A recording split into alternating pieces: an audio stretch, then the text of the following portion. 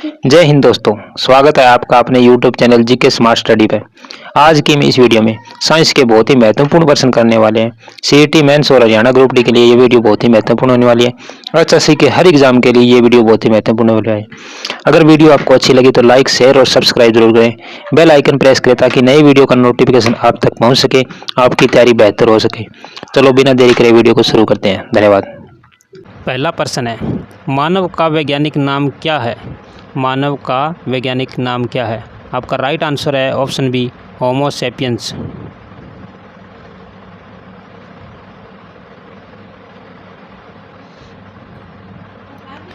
अगला प्रश्न है, सबसे बड़ा जीवित पक्षी कौन सा है? सबसे बड़ा जीवित पक्षी कौन सा है? तो आपका राइट आंसर है ऑप्शन डी, शतमुर्ग।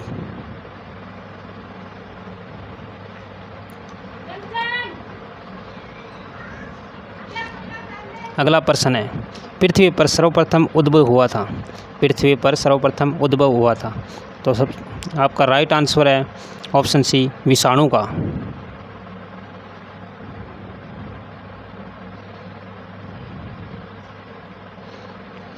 अगला प्रश्न है, व्हेल निम्न वर्गों में से किस वर्ग का प्राणी है? जो व्हेल है निम्न में से किस वर्ग का प्राणी है? तो आपका राइट आंसर है ऑप्शन बी, स्तनधारी।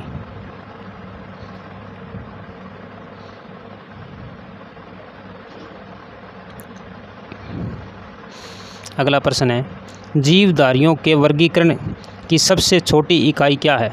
जीवधारियों के वर्गीकरण की सबसे छोटी इकाई क्या है? तो आपका राइट आंसर है ऑप्शन सी, जाति।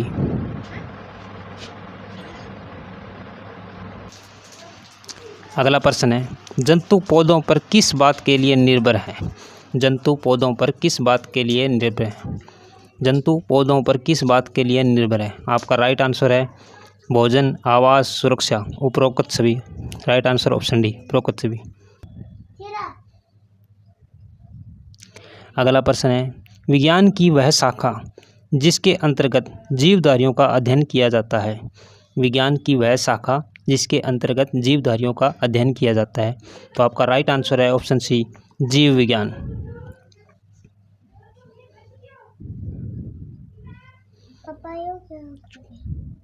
अगला प्रश्न है, प्लांटी होते हैं?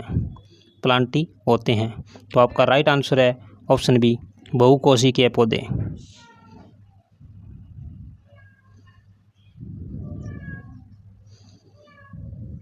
अगला प्रश्न है, निम्न में से प्रकाश संश्लेषण किस में नहीं होता? निम्न में से प्रकाश संश्लेषण किस में नहीं होता? तो आपका राइट आंसर हो जाएगा ऑप्शन सी, कवक में। अगला प्रश्न है, सतनी वर्ग के होते हैं? जो सतनी वर्ग के होते हैं? तो आपका राइट आंसर है ऑप्शन डी। आपका राइट आंसर है ऑप्शन डी, नियत तापीय और उच्च तापीय वर्ग के। सतनी नियत तापीय और उच्च तापीय वर्ग के होते हैं। अगला प्रश्न है, छिपकली किस वर्ग का प्राणी है? जो छिपकली है वो किस वर्ग का प्राणी है? तो आपका राइट आंसर है ऑप्शन सी, सरीसृप वर्ग की।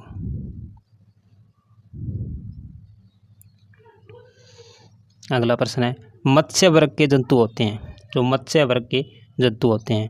तो आपका राइट आंसर है ऑप्शन बी, जलचर के।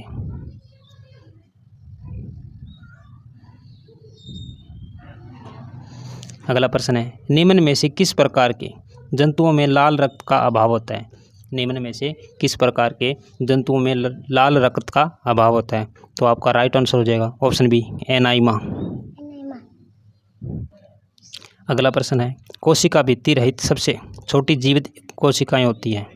कोशिका भित्ति रहित सबसे छोटी जीवित कोशिकाएं होती हैं? तो आपका राइट आंसर है ऑप्शन डी, माइकोप्लाज्मा की।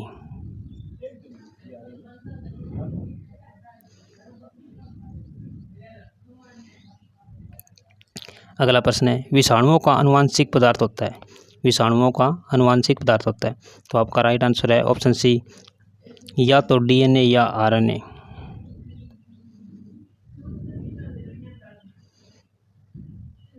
अगला प्रश्न है, जनसंख्या का अध्ययन कहलाता है? जनसंख्या का अध्ययन कहलाता है? तो आपका राइट आंसर है ऑप्शन बी, डेमोग्राफी।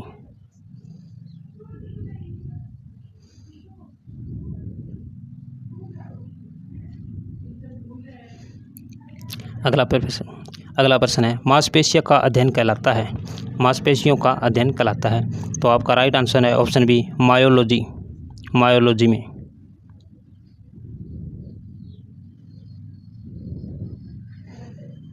अगला प्रश्न है हिस्टोलॉजी किससे संबंधित है। हिस्टोलॉजी किससे संबंधित है। तो आपका राइट आंसर है ऑप्शन सी उत्तक से। अगला प्रश्न है तितलियों का अध्ययन क्या कहलाता है। तितलियों का अध्ययन क्या कहलाता है।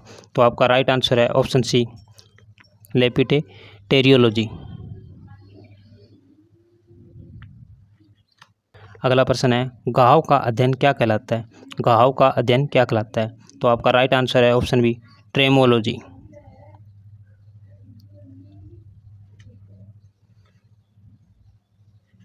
अगला प्रश्न है नवजात शिशु की 3 माह की आयु के अध्ययन को क्या कहते हैं। नवजात शिशु की 3 माह की आयु के अध्ययन को क्या कहते हैं। आपका राइट आंसर है नियोनेटोलॉजी। नियोनेटोलॉजी।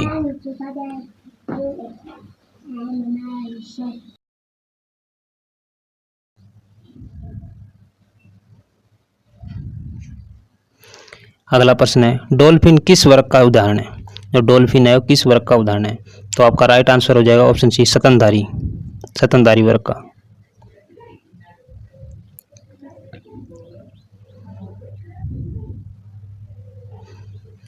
अगला प्रश्न है इनमें किन्हें वर्गीकी का जनक कहा जाता है। इनमें से किन्हें वर्गीकी का जनक कहा जाता है। तो आपका राइट आंसर हो जाएगा ऑप्शन सी कार्ल लिनियस को।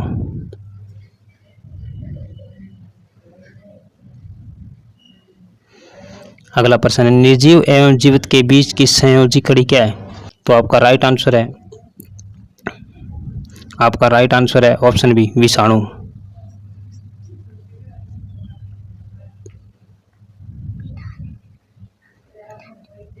अगला प्रश्न है स्तनधारियों के निषेचन का स्थल क्या है।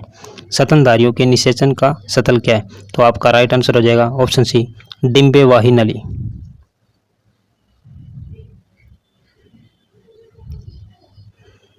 अगला प्रश्न है अमीबा के अलावा एकल कोशिका का एक ऐसा उदाहरण है जो अपना आकार बदल सकता है।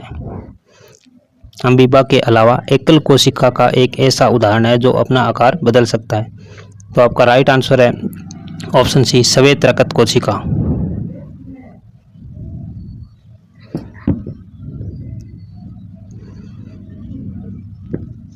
अगला प्रश्न है आयस्टर किसकी प्रजाति के अंतर्गत आता है। आयस्टर किसकी प्रजाति के अंतर्गत आता है। तो आपका राइट आंसर हो जाएगा ऑप्शन सी मोलस्का।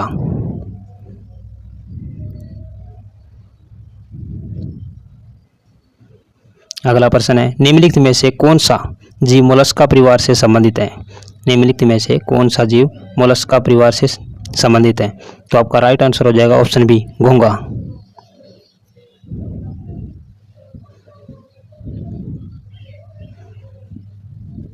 अगला प्रश्न है जंतु जगत का सबसे बड़ा समूह है जिसमें कीड़े मकोड़े भी शामिल होते हैं। जंतु जगत का सबसे बड़ा समूह है जिसमें कीड़े मकोड़े भी शामिल होते हैं। तो आपका राइट आंसर हो जाएगा ऑप्शन सी आर्थ्रोपोडा।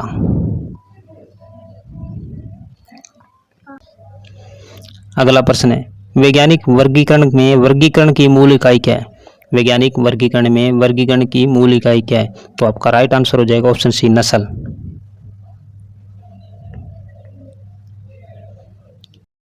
अगला प्रश्न है कपार इरकस किसका वैज्ञानिक नाम है।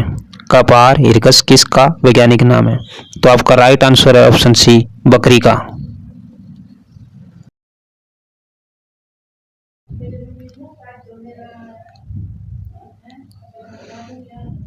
अगला प्रश्न है न्यूमेटोफोर्स का क्या कार्य होता है।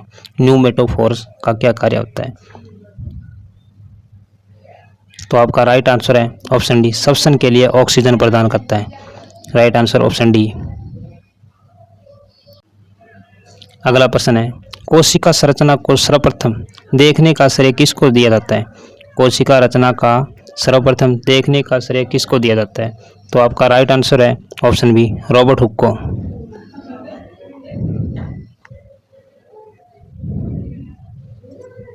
अगला प्रश्न है सबसे लंबी कोशिका होती है। तो आपका राइट आंसर हो जाएगा ऑप्शन बी तंत्रिका कोशिका।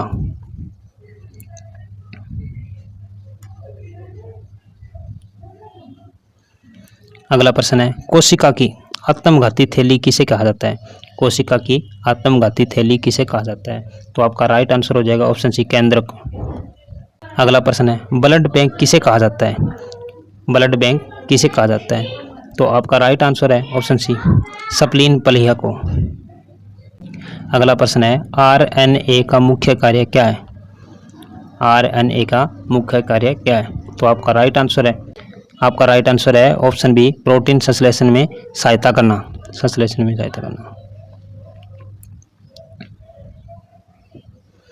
अगला प्रश्न है, प्रत्येक जीव की मूलभूत इकाई क्या है? प्रत्येक जीव की मूलभूत इकाई क्या है? तो आपका राइट आंसर है ऑप्शन सी, कोशिका।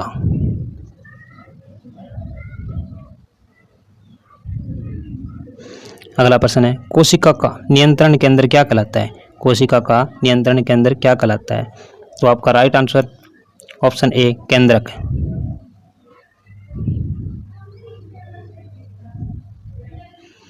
अगला प्रश्न है, टर्नर के संरक्षण के उत्तरदायी क्रोमोसोम की संख्या कितनी होती है?